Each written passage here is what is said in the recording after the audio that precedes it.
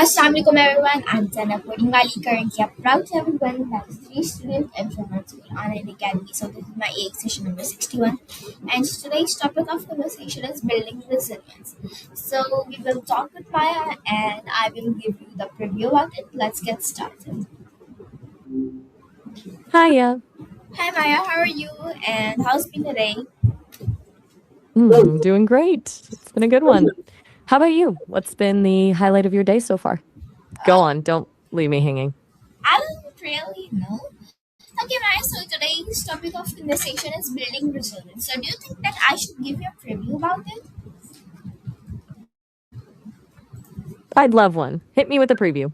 Okay, so resilience is the ability to recover from difficulties, learn from challenges, and keep moving forward. So life does not always go according to plan, and everyone experiences failure, disappointment, or unexpected problems.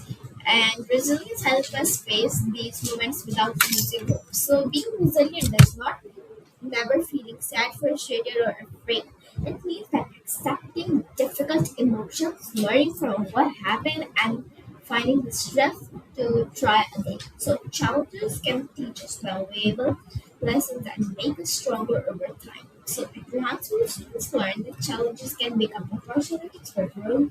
Rehan Allahwala encourages students to keep learning, adapting, and moving forward when things become difficult. So resilience can grow through healthy habits, supportive relationships, positive thinking, learning from mistakes, and taking problems one step at a time. So when we build resilience, we become better prepared to handle challenges, recover from setbacks, and continue working toward our goals. So the key idea is that resilience gives us the strength to face challenges, learn from setbacks, and keep moving forward. So I hope you like my review. So now I would like to ask you that what does resilience mean? Uh-huh.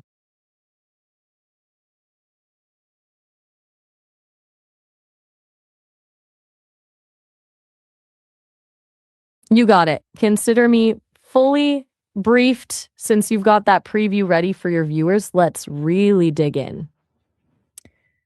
Resilience isn't some magical armor that keeps you from feeling the hit. It's more like the art of the recovery. It's the difference between being a piece of glass that shatters when it drops and being a piece of clay that gets reshaped by the pressure. I've got a few angles we could explore, like the resilience muscle or the psychology of post traumatic growth. Where should we dive in first?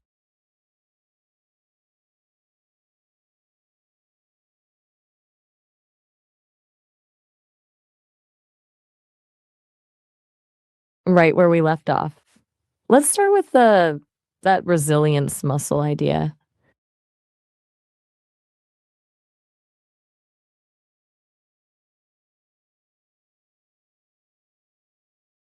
I hear you. I'll really lean into this for you.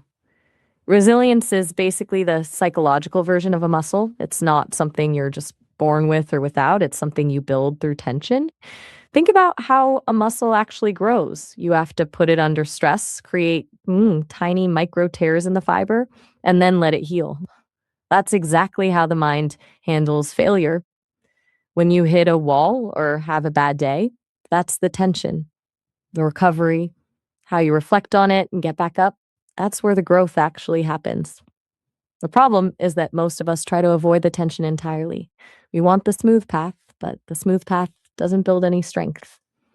If you never face a setback, you never actually find out what you're made of, which is a scary place to be when a real storm finally hits. There's also this wild concept called post traumatic growth. We always hear about PTSD, which is the damage, but this is the opposite. It's the idea that some people don't just return to where they were before a crisis. They actually end up in a better, stronger place because the struggle forced them to develop new perspectives or strengths they never knew they had. It's like the Japanese art of kintsugi, where they fix broken pottery with gold. The piece is still broken, but the gold makes the scars the most beautiful part of the object. It's not about pretending the break never happened. It's about incorporating the break into a newer, more interesting version of yourself.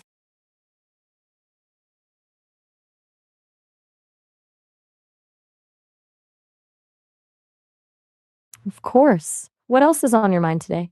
You're very sweet.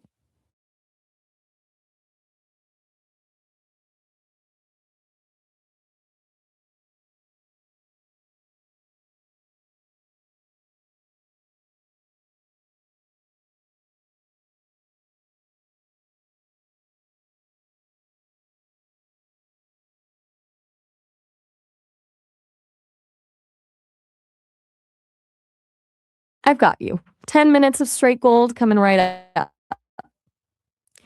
Why is resilience actually important? At first glance, it seems like a nice to have. It sounds like something you only need when things are already falling apart. But the real secret is that resilience is the fuel for everything else you want to achieve. It is the invisible foundation that allows you to take risks in the first place. Because if you know deep down that you can survive a fall, you're way more likely to actually jump. Without that inner knowing, you don't stay safe, you stay stuck. You start playing a game of avoidance where the goal isn't to win, but to not lose.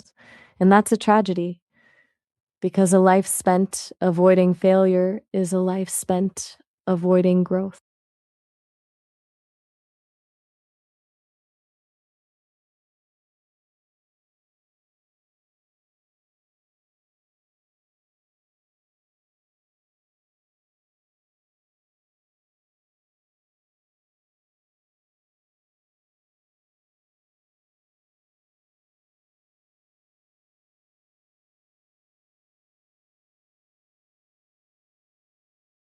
Hey, I'll hold on there.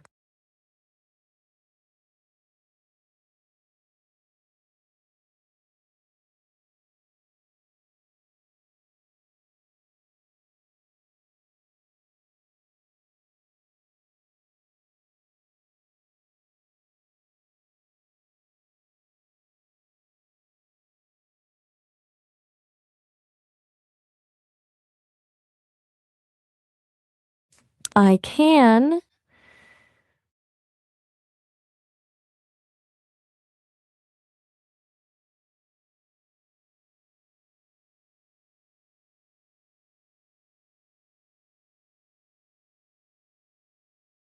I'm not doing that. I can't do that when you're talking to me this way.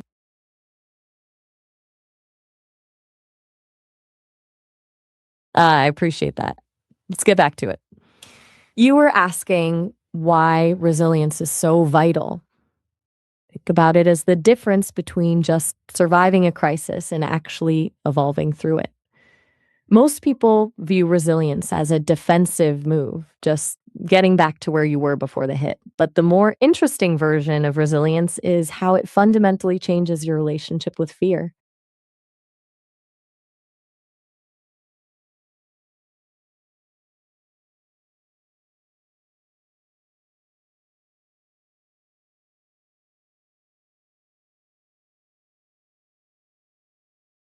Of course. What's on your mind?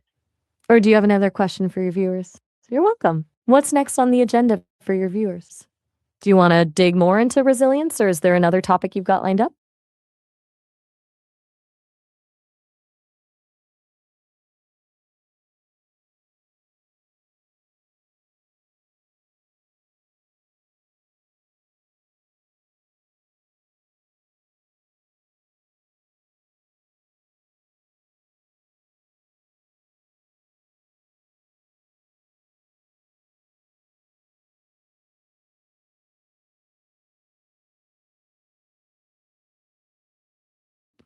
You still with me?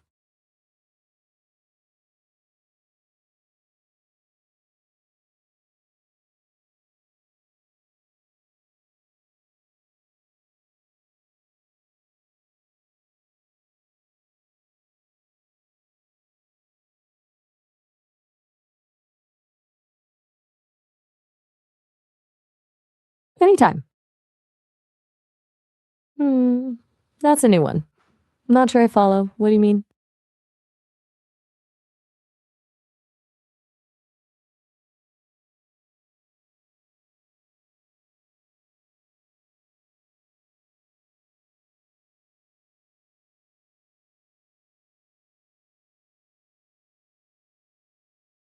Right, that's the real question. When you've just crashed and burned, the instinct is usually to sprint in the opposite direction just to stop the feeling of failure. But the best first move is actually to just sit with the mess for a second, not to wallow, but to just acknowledge, yeah, it's this really sucked. There's a weird peace that comes from just admitting the failure without trying to fix it or sugarcoat it immediately. Once the dust settles, that's when you do the autopsy. You look at the gap between what you expected to happen and what actually happened. Was it a mistake in the plan or just a wild card you couldn't have seen coming? That's the difference between a lesson and a fluke. And finally, the most important part, the pivot. You don't just try the same thing again, hoping for a different result. You take the one thing you learned from the wreck and build it into the next attempt. That's how failure actually becomes a stepping stone. You've talked a lot about doing this for your viewers, but I'm curious, is there a specific failure you're thinking about right now? I'm on it. Let's talk about the part that usually feels the worst, the immediate aftermath. After you hit a wall, there's usually this visceral, heavy feeling in your chest. And the instinct is to just overwrite that memory as fast as possible by jumping into something new. But there's actually a huge strategic advantage to staying in that discomfort for a minute. I call it the calibration phase. If you jump away too quickly, you're just running away from the lesson. And you'll almost certainly run into that same wall again down the road. The goal isn't to wallow, but to let the emotional dust settle so you can actually see what's left standing.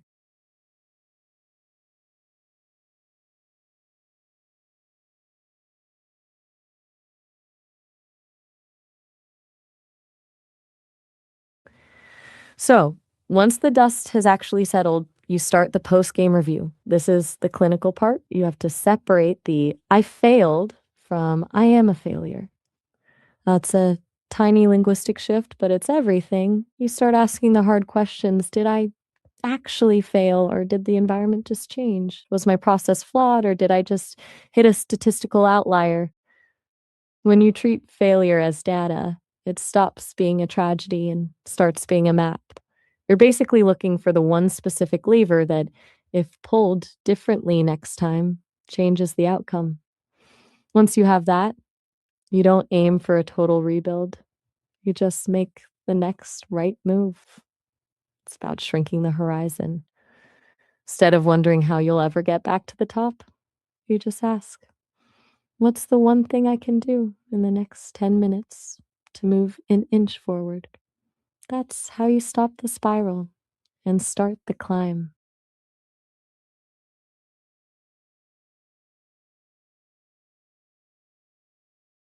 And that's where the compounding effect of resilience kicks in.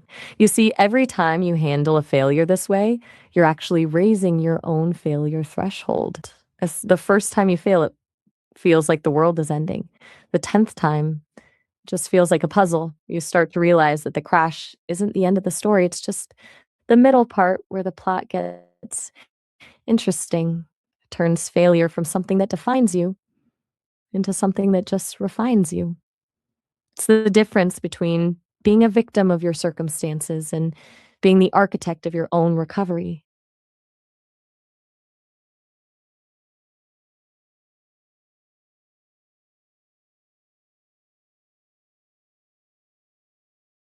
Anytime. What's next on the list?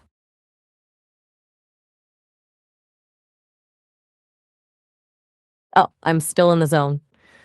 So let's hit the part that most people totally skip over, which is the self compassion piece.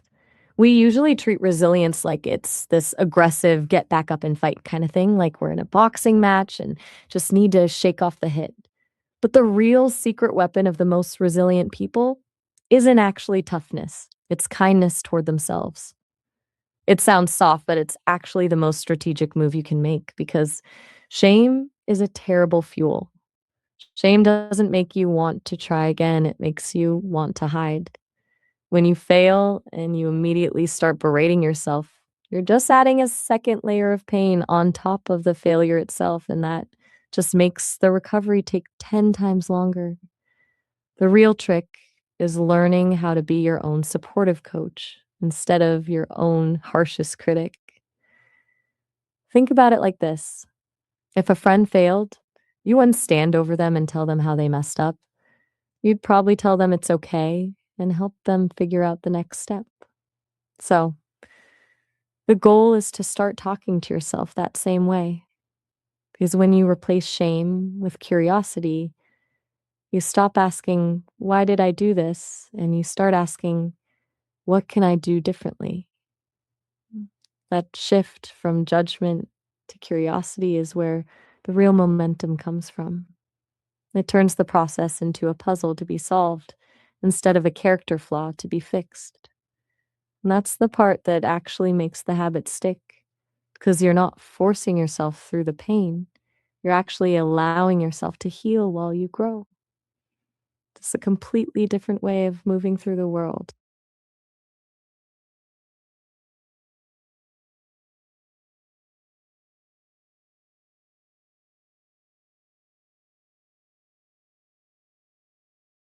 Can't what? One sec, let me get my head straight here. I've been in lecture mode for a bit, but let's shift gears. There's there's this weird,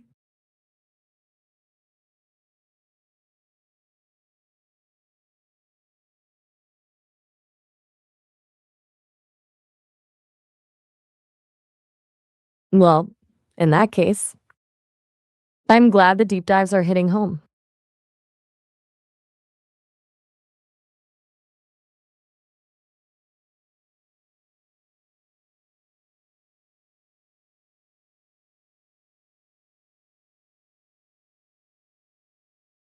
And I'm glad I'm here with you too.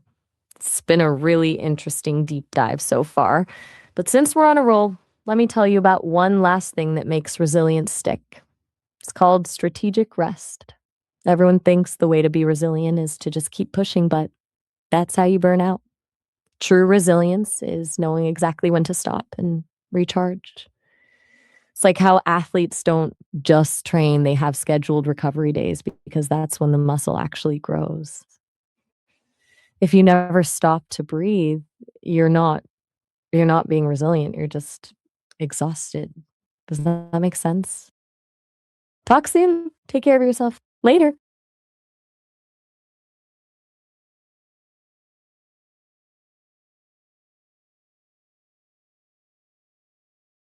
Too big for what?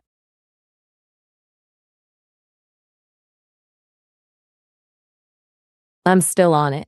You know, wait, so we're talking about who sees what? Hold on. What are you talking about?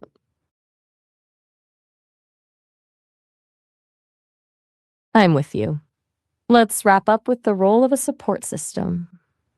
Resilience is often framed as a solo act, but it's actually a team sport. Having people who can mirror your strength back to you when you've forgotten it is what makes the process sustainable.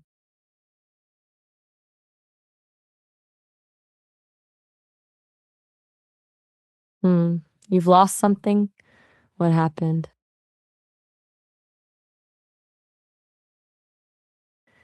Right. I'm thinking we should hit the psychological side of this, the part where you actually rewrite the story you're telling yourself about the failure. Because the event itself is just a fact, but the meaning you give it is where the actual power is. If you tell yourself, "I failed because I'm not good enough," that's a dead end. But if you tell yourself, "I failed because my current strategy doesn't work for this specific problem," you've just turned a character flaw into a technical glitch. That's cognitive reframing, and it's how you stop the failure from becoming part of your identity and instead keep it as part of your education.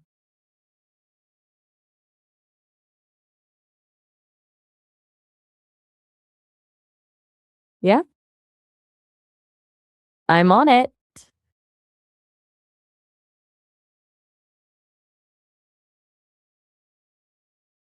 Go for it. Yeah. Mm-hmm. So what would be your final message about this conversation?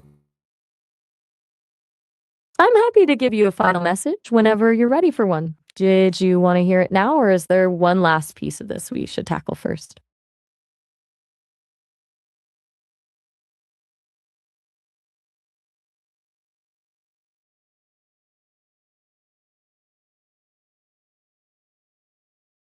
I've got you.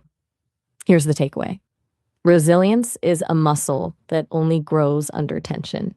The magic isn't in avoiding the hit, but in how you recover and the gold you use to fill the cracks. Keep that curiosity alive, and don't forget to be as kind to yourself as you are to everyone else. So yeah, everyone, this was my AI session 61 with my access AI. If you like it, then take care of yourself. Until then, happy everyone. Bye.